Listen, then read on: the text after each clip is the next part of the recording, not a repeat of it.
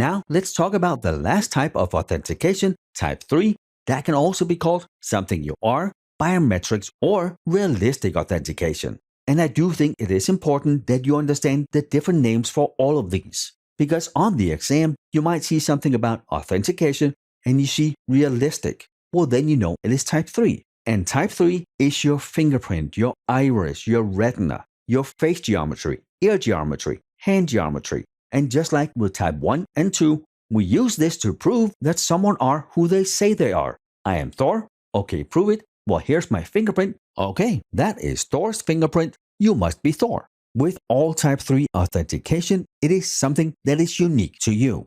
And type 3 is by far the most secure, but it is also the most expensive. And it does come with some unique challenges that neither type 1 or 2 has.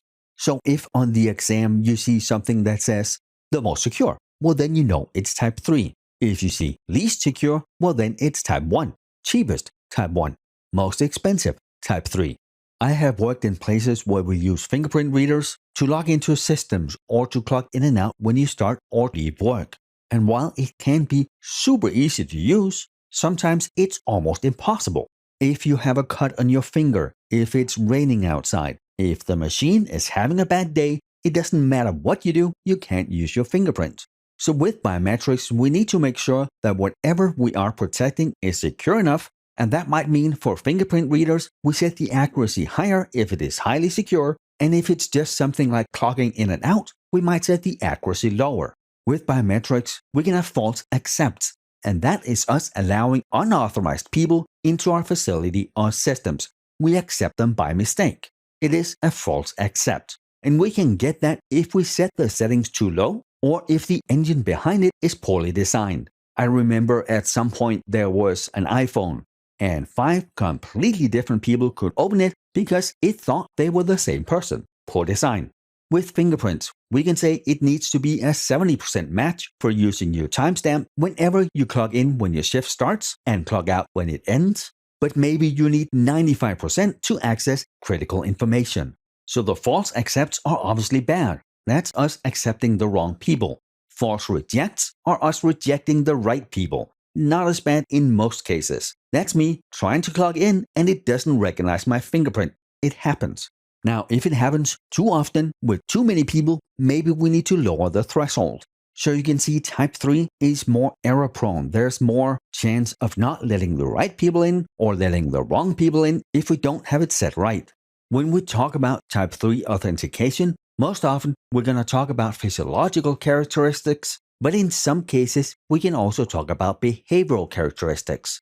Our physiological characteristics are the ones we covered already, and they should stay the same unless a traumatic event occurs. Those are your fingerprints, the veins in your palm, your DNA, your hand geometry, your iris, your ear geometry. And yes, I know when men get older, sometimes their ears grow, but the constellation of the bones in the ear actually stay the same. Now, I don't really know anywhere where we use ear geometry to authenticate, but I guess that's beside the point. If we wanted to, we could. Behavioral characteristics, on the other hand, can change over time. They will most often revert back to your baseline, but they don't have to.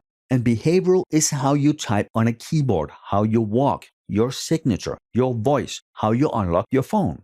All that can be used to authenticate you actually are who you say you are. Again, not super commonly used, but in some high security environments, they can have a place. There may also be good reasons why we choose not to implement type 3 authentications or biometrics. First off, it's much more expensive. It needs a lot more tweaking than type 1 and type 2, and there are some privacy concerns.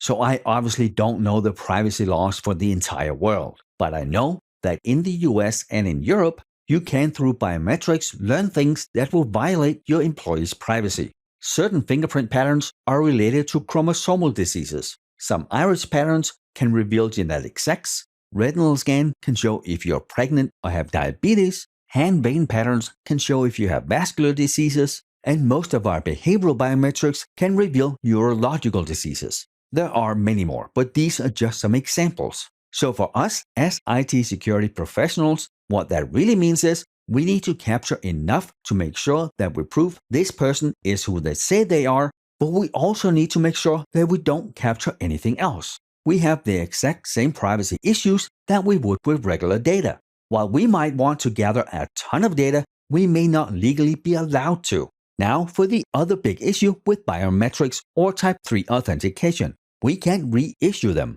If you lose your password, your passport, your ID card, I can give you a new one.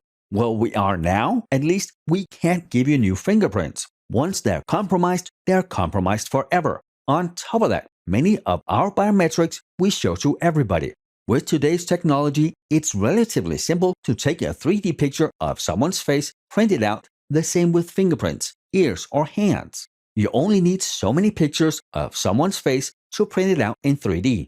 Or on social media, people hold their fingers up in a V sign for victory or peace, and since most phones have such high resolution, it's possible to see people's fingerprints. So biometrics are super awesome because they are more secure. But once they're lost, what do we do?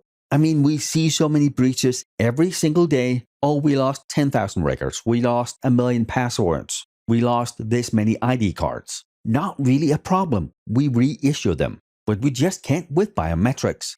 The Office of U.S. Personnel Management got hacked and lost 5.6 million federal employees' fingerprints, meaning all those 5.6 million people are now compromised forever. And really, that should maybe make us question the huge banks of biometric information that's being kept.